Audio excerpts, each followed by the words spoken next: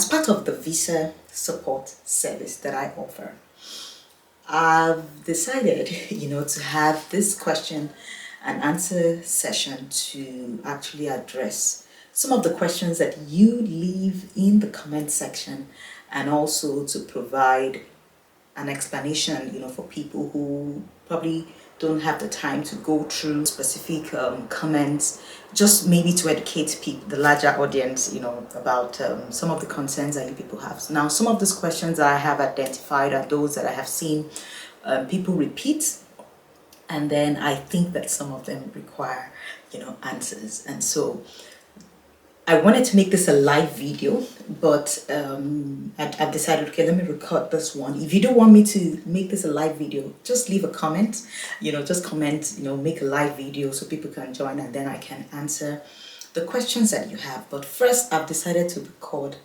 this video. The first one I'm going to read, I'm probably going to read the questions and then I would address them specifically. So, I am supposed to attend a friend's birthday for January 2023, but I got an interview date for May 2024 and will be traveling in June.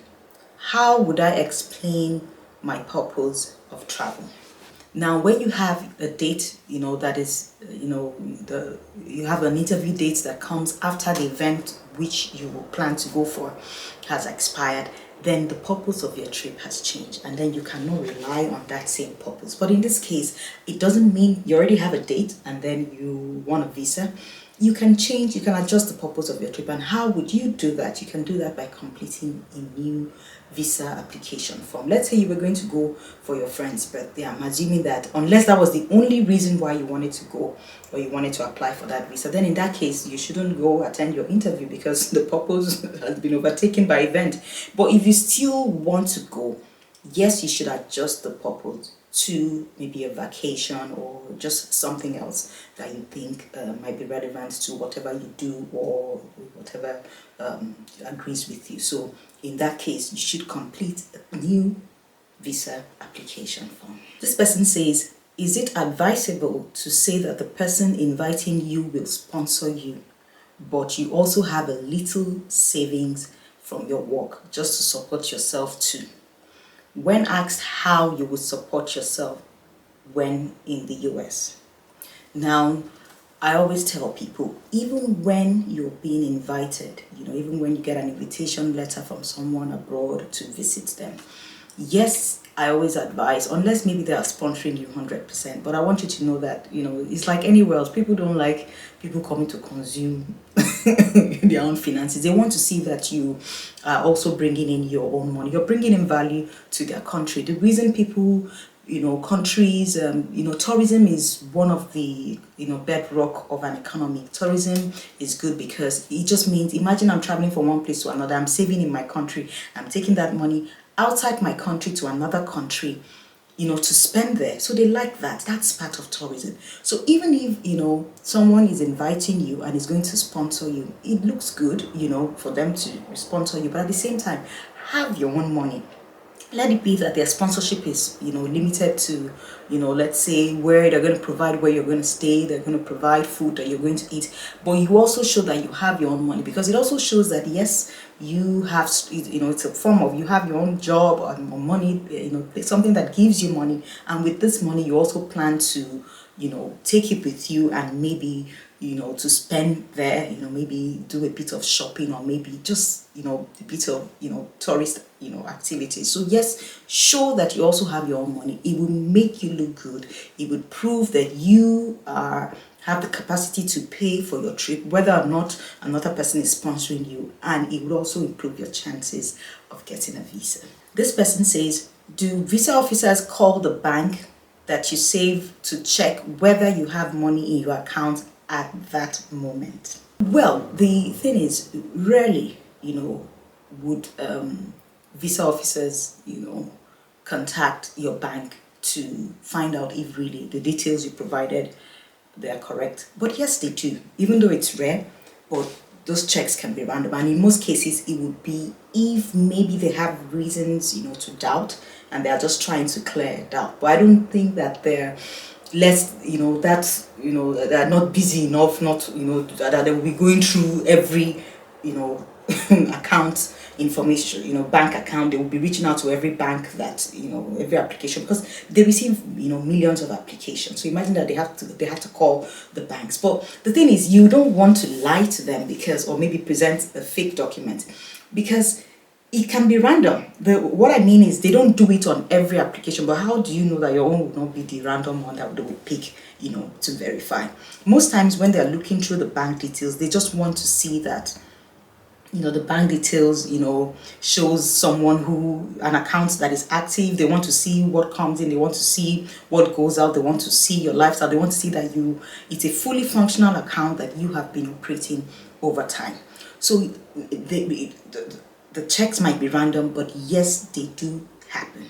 I have worked for an organization that was responsible for verifying, doing due diligence for for an embassy. And then what happened was that they, used to leave it to us to carry out those searches. And you know what we would do? We would make it thorough. So imagine that the embassy outsources that service to someone to actually do. You don't know the person, and so the person will be going through the proper channel to be able to verify that information. So I don't know why this person wants to, find out why. Maybe I want to believe the person wants to know if the bank will try to find out if the person has that exact money at that point in time. But the thing is, if they're in doubt of anything, if there's any doubt as to application, then you would be exposing yourself to such critical, analysis of maybe details in your bank account. So I hope that helps. How would they ask the question regarding tithes back home? Now, there are a few questions that can be asked. One of it could be, what do you do?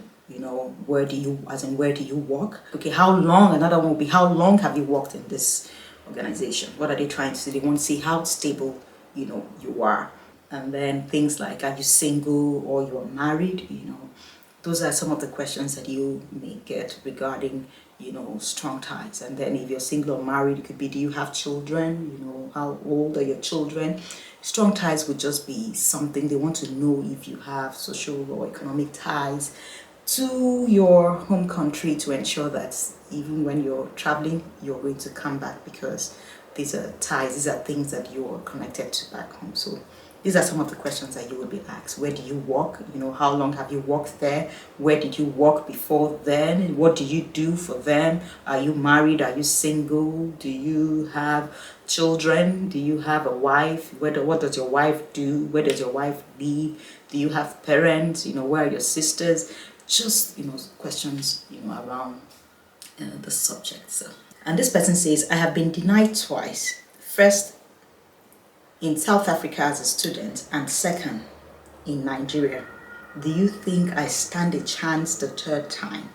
Now, I wouldn't know why this person was denied a visa. And most times when people ask a question like this, I don't know if they're actually really serious about getting answers, because how would I know, how would I know if why you were denied? Now, the reason why I'm saying how would I know is because I have seen people who were denied visas multiple times, and then they applied again and they got their visa. So it's not a case of, I have been denied twice, will I be denied again? It's a case of, why were you denied, and what are you doing in your current application to make it better? So it's not an automatic thing. It doesn't mean that, okay, if you're denied, a couple of times, the embassy would want to know why you were denied. And if you haven't corrected that impression or that error in your current application, of course you will be denied again. But if you have presented a better case, of course your visa will be granted. So it's not an automatic denial because you have been denied before. The question is, what are you doing different? What are you doing better? What corrections are you making in your current application, to ensure that, it won't be the same thing that, that happened in the first or second application. So I hope that helps. Okay, this person says, if I met a man online and he wishes to send me a visa from the US, will it be easy for him? Does the duration of knowing each other matter, or it's upon both of us when we choose when to visit the US? Now, the first thing here is no one can send you a visa from the US. You have to apply for your visa in the home country. I want to assume this person is applying from Nigeria. So this man you met online cannot send you a visa from the US. At best, he can send you an invitation letter which you would present to the embassy. And then I always advise people, educate yourself, because when you educate yourself by watching videos on my channel, because I pour out my heart in these videos. I'm giving you first-hand information. I've applied to these embassies. I know, so I've successfully applied to these embassies over and over again. And then I know the mistakes that should not be made. So when I share these videos, I'm sharing them from experience. And you should take the lessons and you should watch them with understanding. One, no one can send you a visa. And two, you have to make that application in your home country. Now, in terms of how long you've known this person, if it would come into play, yes, it would be considered, because the first thing the interviewing officer is going to want to know is, okay, what is your relationship, with this person? What ties do you have with this person? How long have you known this person? Now, if you say you met this person online and then you've probably known for maybe like 2 months, I don't know, you check it now. If you don't think your friend would take you seriously, then the embassy will not take you seriously. If you don't think that your mother would take you seriously, then the embassy definitely would not take you seriously. So online, it doesn't look good. You have to do more. So in that case, if I was applying and then I met someone online, I would leave him out of my application. I would apply as if I'm, like I would apply as a visit visa or a tourist visa, and just allow my application to be assessed on its own merit. Now, it doesn't mean that every case would work this way. We're just talking about the chances of it happening, both ways. Now, you can meet someone online and then they give you an invitation.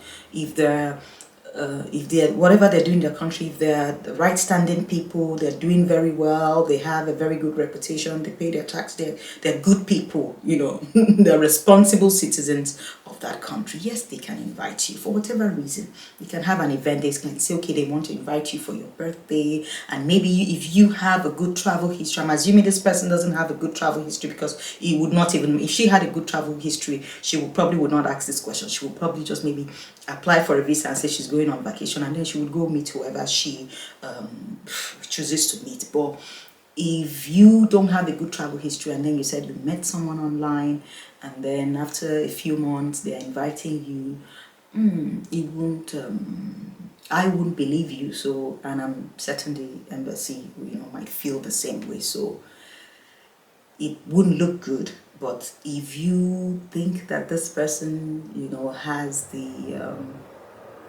know-how, the whereabouts to convince the embassy that indeed they pay their taxes, they can invite whoever they want to invite. Of course they can invite you, but the embassy has to decide if to give you that visa or not. And I would need more from you. I would need more. I would want to know what you do. If you have strong ties back home, to ensure that this visit you're going to go, after visiting you would go back. What you do for a living, if you have a good travel history, if you can afford to pay for your trip. These are the questions that I would ask if I was assessing you. And very well the embassy would assess you based on these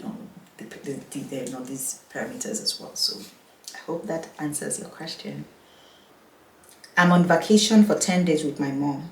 I would like to visit the Hollywood on holiday. Is that answer okay? Well, is that the reason why you want to go to the US?